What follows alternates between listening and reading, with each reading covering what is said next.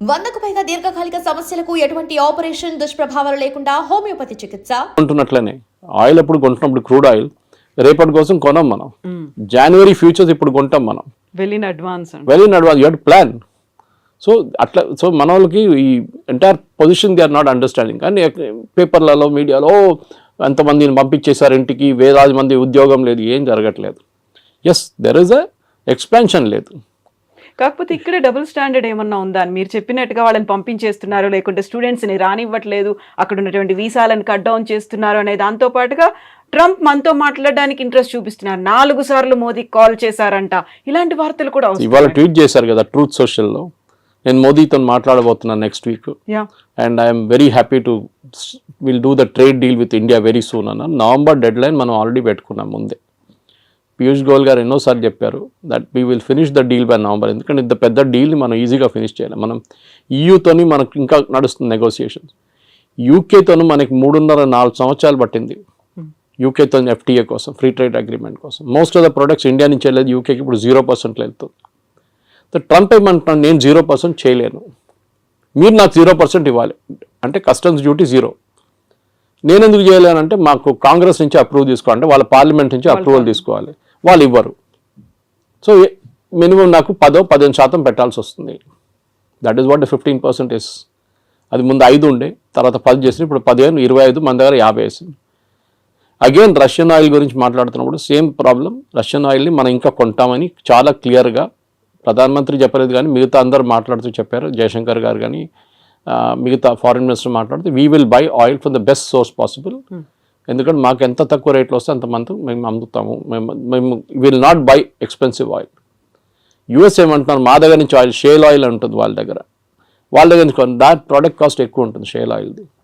అది కూడా distance of shipping it US నుంచి ఇండియాకి తీసుకురావాలంటే ఆయిల్ మీకు వెస్ట్ ఏషియా నుంచి దగ్గర పడుతుంది మీకు రష్యా నుంచి కూడా ఈజీగా తెప్పించుకోవచ్చు ప్రాబ్లం లేదు పెద్ద డిస్టెన్స్ ఏం లేదు ఎందుకంటే రష్యాకి డిఫరెంట్ పైప్ లైన్స్ ఉన్నారు మన గ్వాడర్ పోర్ట్ మన ఇరాన్లో డీల్ చేస్తున్నాం చూడండి we're planning to bring the oil there అక్కడి నుంచి మనం ఇక్కడ తీసుకురావడానికి భారతదేశం 2 రోజులు వచ్చేస్తుంది షిప్ మిగతాది 6 రోజులు 7 రోజులు తీసుకుంటుంది అనమాట so it's all a big process కానీ మన దగ్గర ఉన్న మీరు అడిగిన స్టూడెంట్స్ అడిగారు ఇట్స్ అ డిఫరెంట్ థింగ్ అది దానికి పెద్ద ప్రాబ్లం ఉంది లేదని చెప్పలేము మన దగ్గర ఎస్పెషల్లీ తెలుగు స్పీకింగ్ స్టేట్స్లో యూఎస్కి వెళ్ళడం అనేది ఒక పెద్ద ఫ్యాడ్ యూఎస్కి వెళ్ళకపోతే వాడు యూజ్లెస్ ఫెలో అమ్మాయి అని అబ్బాయి అని వాళ్ళు పనికిరారు ఇక్కడ ఉన్న వాళ్ళు ఈవెన్ యూరోప్కి వెళ్ళి జర్మనీకి వెళ్తే కూడా నో యూఎస్కి వెళ్ళలేదు కదా నువ్వు ఫినిష్డ్ చదివారా అక్కడ ఉద్యోగం చేస్తారు అక్కడ పెట్రోల్ బంక్లో సూపర్ మార్కెట్లో పనిచేస్తారు ట్రంప్ ఏమంటున్నారు మీరు చదవడానికి వచ్చారు చదవండి దాని తర్వాత వెళ్ళిపోండి ఆప్షన్లో ఓపీటీస్ ఉన్న ట్రైనింగ్ ఉంటుంది ఇంకా 2 సంవత్సరాలు ఉండొచ్చు కావాలంటే మిస్యూజ్ చేస్తున్నారు అందరూ అనట్లేదు సర్టన్ పర్సంటేజ్ వాళ్ళు ఇప్పుడు వాళ్ళు ఏం చేస్తున్నారంటే క్రాక్ డౌన్ అక్కడ నడుస్తుంది 4,600 మందిని లాస్ట్ 3 నెలలు పంపించేశారు ఇండియాకి స్టూడెంట్స్ని ఎందుకంటే కోర్స్ అయిపోయిన తర్వాత కూడా అక్కడ ఏదో చిన్న పని చేసుకుంటా ఇల్లీగల్గా చేస్తున్నారు ఎవరైనా అమెరికన్ వర్కర్కో లేకుంటే లీగల్ వర్కర్కి $10 ఇవ్వాలంటే గంటకి మన వాళ్ళు వెళ్ళి $5 పనిచేస్తారు సో దట్ ఇస్ మొన్న మీరు కూడా వెళ్ళొచ్చారు యూఎస్కి you know the situation it is like that అది ఎప్పటి నుంచో అట్లా ఉంది దాని తర్వాత ఎట్లయినా గ్రీన్ కార్డ్ ఒకటి వచ్చిన తర్వాత దానికోసం వెయిట్ చేస్తారు దాని తర్వాత సిటిజన్షిప్ నెక్స్ట్ ఇది వీ షుడ్ ఒక కంట్రీకి వెళ్ళినప్పుడు ఇప్పుడు మనం బంగ్లాదేశ్ వాళ్ళని రోహింగ్యాలను తిట్టుకుంటాం ఇక్కడ వాళ్ళు వచ్చి మన దగ్గర వచ్చి మొత్తం మన ఉద్యోగం తీసుకెళ్ళిపోతున్నారు మన ఇక్కడ మన భారతదేశం ఏంటో ధర్మశాల అనేది అంటాం మనం యూఎస్ కూడా అదే అంటున్నారు మా సిటిజన్స్ ఉన్నారు వాళ్ళకు ఉద్యోగం కావాలి మీరు వచ్చి తీసుకెళ్ళిపోతున్నారు అని ట్రంప్ ఎందుకంటే ఆయన ఎలక్షన్ క్యాంపెయిన్ దాని మీద ఉండే make America great again American jobs protect చేస్తాం సో న్యాచురల్లీ ఆయన చేస్తారు అది కానీ మన దగ్గర ఏముండాలంటే హై అండ్ స్కిల్స్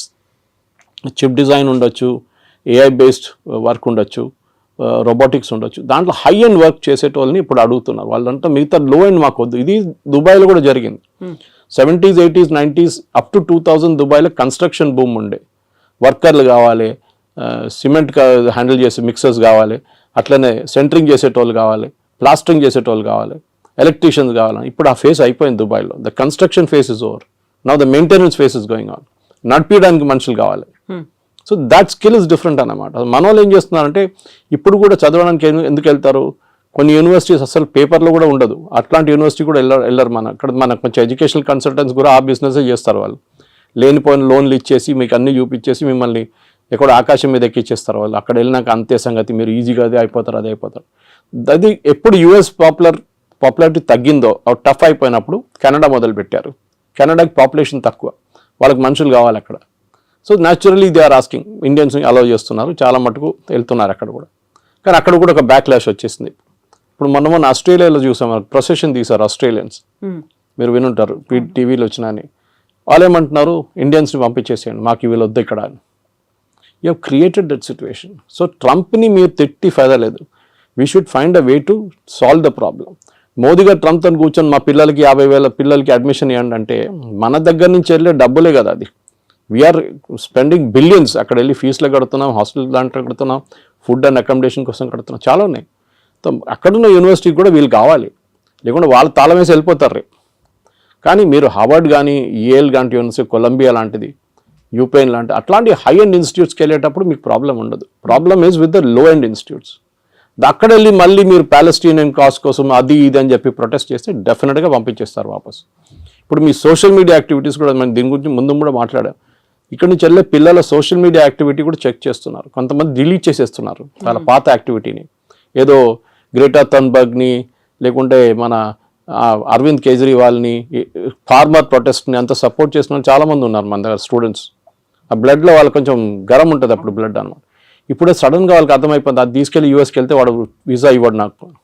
ఇప్పుడు ఇన్ పర్సన్ వీసా రామంటున్నారు వాళ్ళు from the country of origin. If you're an Indian country, ఇండియాకి వచ్చి మీరు వీసా ఇంటర్వ్యూ అటెండ్ చేయండి.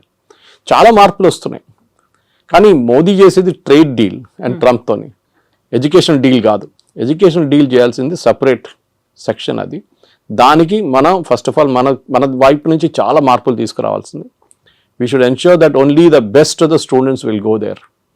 ఏదో యూఎస్కి వెళ్ళాలని కాదు, because there are enough options. మీకు జర్మనీకి వెళ్ళొచ్చు, మీరు ఫ్రాన్స్కి వెళ్ళొచ్చు, మీరు యూరోప్లో చాలా కంట్రీస్ ఉన్నాయి. ఓకే, దాని తర్వాత మన వాళ్ళు కెనడా అయిపోయిన తర్వాత ఆస్ట్రేలియాకి వెళ్ళారు, మీకు గుర్తుంటుంది, అక్కడ కూడా backlash. So let us not build a system wear Indians అనగానే వీ డోంట్ వాంట్ దమ్ అని చెప్పకుండా మనం ట్రేడ్ డీల్ కానివ్వండి, ఎడ్యుకేషనల్ డీల్ కానీ అన్ని చేయించుకోవాల్సి వస్తుంది. సో ఇక్కడే మనం చాలా స్టబర్న్గా ఉన్నాం. మోదీ స్టబర్న్గా ఉన్నాడు కాబట్టి అక్కడ కొంచెం టోన్ డౌన్ చేశాడు ట్రంప్. మనకి ఇప్పుడు తప్పని పరిస్థితుల్లో అనివార్యత ఉంది కాబట్టి మన దగ్గరకు వస్తున్నారు అనేది. జియో పాలిటిక్స్ అదే ఉంటుందండి. యువర్ ఎనిమీస్ మై ఫ్రెండ్ అంటాం ఇంగ్లీష్లో.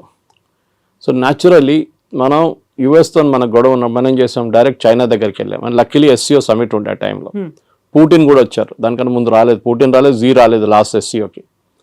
మోదీ గారు వెళ్ళారు, ముగ్గురు కలిసి ఆ ఫోటో ఒకటి, ఫేమస్ ఫోటో ఒకటి ఉంది. దాంతో ట్రంప్ భయపడి ట్రంప్ ట్వీట్ కూడా చేశారు ట్రూత్ సోషల్లో, that gone to the dark China అని చెప్పేసి. ట్రంప్కి అన్నిటికంటే పెద్ద భయం రష్యా కాదు, China. Actually economically, manufacturing wise and military wise China యూఎస్కి చాలా పెద్ద కాంపిటీషన్. రష్యా కూడా ఉన్నారనుకోండి, కానీ రష్యా యుక్రెయిన్ వార్ తర్వాత కొంచెం వాళ్ళ మ్యానుఫ్యాక్చరింగ్ దెబ్బతిన్నది, స్పెషల్లీ వాళ్ళ డిఫెన్స్ మ్యానుఫ్యాక్చరింగ్. కానీ దే విల్ పికప్, దాంట్లో ప్రాబ్లం. ఇప్పుడు మీరు రష్యన్ జీడిపి చూస్తే యూఎస్ జీడిపి కన్నా ఎక్కువ వాళ్ళది. కానీ వాళ్ళ ఫైనాన్షియల్ అంతా బ్లాక్ చేసి శాంక్షన్స్ పెట్టారు చాలా మటుకు. సో వాళ్ళ $300 బిలియన్ యూరోప్లో ఫ్రీజ్ అయిపోయింది వాళ్ళది. ఎస్, మనం టఫ్గా ఉన్నాం, టఫ్గా ఉండాల్సింది. టుడేస్ జియో పాలిటిక్స్లో మీరు బెండ్ అయితే మిమ్మల్ని కోసి పడేస్తారు వాళ్ళు. యూ కెనాట్, మీరు స్ట్రైట్గా నిలబడి ఫైట్ చేయాల్సిందే. So that is the main thing we need to do. So ఇట్లాంటి పరిస్థితుల్లో డెఫినెట్గా మోదీ గారు చేసిన స్ట్రాటజీని మొన్న Jerusalem post, Israeli newspaper, చాలా ఫేమస్ న్యూస్ పేపర్, వాళ్ళకు చాలా మంచి ఆర్టికల్ రాశారు. They were comparing Netanyahu and Modi.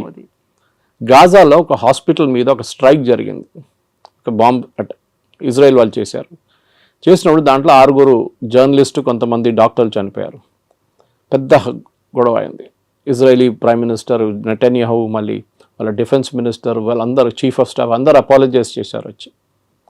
Within 3-4 hours.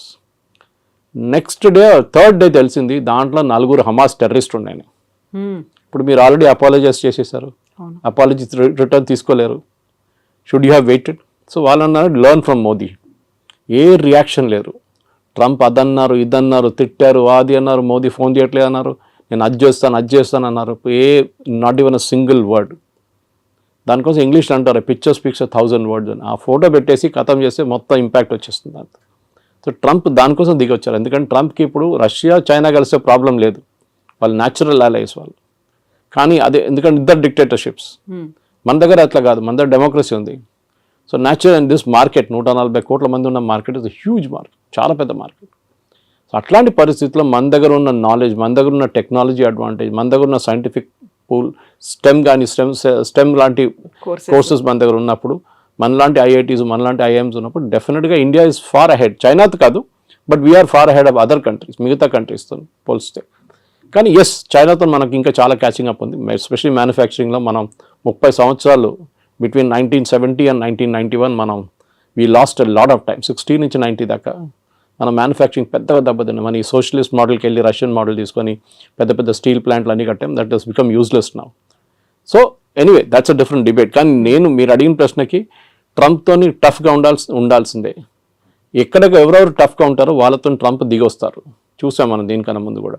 వేరస్ Mexico లాంటి దేశం, ఆయన అన్నారు, మనకు చాలా డ్యామేజింగ్ స్టేట్మెంట్ ఇచ్చారు ట్రంప్. డాన్స్ చేస్తే వాళ్ళు డాన్స్ చేస్తారు, నేను డాన్స్ చేయమంటే కూర్చోమంటే కూర్చుంటారని. Is telling a president of another country. ఆలోచించండి, నేను ఏం కావాలంటే చేస్తే మీరు చేస్తారు నా కోసం. ఎందుకంటే ఒకసారి చేశారు, టారిఫ్ తగ్గించామని తగ్గించేస్తాం. మనం sorry, we will not do it. మనకు కూడా ఒక ఆత్మగౌరవం ఉంటుంది, ఒకటి ఈగో ఉంటుంది, మనకి హెల్దీ ఈగో ఉండాలి అంతే. So we will not do it as a nation. ఇప్పుడు మోదీ గారికి చాలా ఈజీ ఉండే, అన్నిటి అగ్రి అని చెప్పి సంతకం పెట్టేసి అయిపోతుండే, ఈ శాంక్షన్స్ ఏమో లేకపోతుండే. కానీ లాంగ్ టర్మ్లో డ్యామేజ్ వస్తుండే మనకి. ఆ లాంగ్ టర్మ్ డ్యామేజ్ ఇప్పుడు ఉండదు. And that is the main thing. Long term damage పక్కన పెట్టేసి we have to now take care of.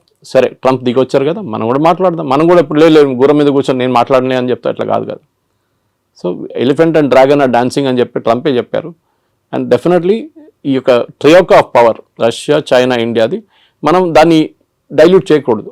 Trump ఇవాళ చెప్పారు, మళ్ళీ రేపు ఇంకా చెప్తారు. మళ్ళీ US can never be trusted. 71 వార్లు అదే చేశారు. మళ్ళీ దాని తర్వాత పోఖ్రాన్ 2 చేసినప్పుడు, వాజ్పేయి గారు ఉన్నప్పుడు అదే మన మీద శాంక్షన్స్ పెట్టారు, నాట్ టారిఫ్స్ కాదు. అంటే మీరు ఒక ప్రోడక్ట్ కొనలేరు, అమ్మలేరు, ఆ పరిస్థితికి వచ్చేసాం మనం కంప్లీట్గా. మన క్రయోజెనిక్ ఇంజిన్స్ కావాలంటే మొత్తం ఆపేశారు. నంబి నారాయణ గారిని కేసులో ఇరికిచ్చారు యుఎస్ వాళ్ళు, సిఏ యూజ్ చేసి. పాపం ఆయన అసలు ఎందుకు ఆ ప్రాజెక్ట్ డిలే చేయడానికి, ఎందుకంటే వివర్ పోఖ్రాన్ చేసామని చెప్పేసి. దాని తర్వాత చూడండి, ఇప్పుడు Vajpayee refuse to bend. George Fernandes ఆ టైంలో, దానికన్నా ముందు కోకోకోలాని బయట తరిమి కొడితే థమ్స్అప్ గ్రో అయింది అప్పుడు. ఇప్పుడు కూడా Thums Up is #1 Indian brand. So అట్లా చాలా ఉంది. కొంతమంది అన్నారు, కేఎఫ్సి బాయ్కాట్ చేద్దాం, మన మెక్డానల్డ్స్ బాయ్కాట్ చేద్దాం, పెప్సీ తాగొద్దు, కోక్ తాగొద్దు. That's all childish. అది కాదు చేస్తే, అది మన బంగ్లాదేశ్లో కూడా చూసాం అట్లాంటి ప్రొటెస్ట్ అంతా. మన దగ్గర మెచ్యూర్గా రియాక్ట్ కావాలి. మోదీ గారు is dealing in very very mature manner. ఇది అయిపోయిన తర్వాత డెఫినెట్గా yes, we should negotiate. And నెగోషియేషన్లో మోదీ ఈజ్ ఛాంపియన్. ట్రంపే చెప్పారు అది. గుజరాతీతో బార్గెన్ చేయడం అనేది అంత ఈజీ కాదు. And Piyush Goyal is no less chartered accountant, he knows, ఆయన మినిస్ట్రీ ఆయనకు చాలా బాగా తెలుసు. కానీ it is not his own decision. ఆయన డిసిషన్ ఒకటే కాదు కదా, it is a cabinet decision. So డెఫినెట్గా ఎన్నోసార్లు తిరిగి వచ్చారు, తిరిగి వచ్చారు. Definite we will go half వే. వాళ్ళు కూడా హాఫ్ వే రావాల్సింది.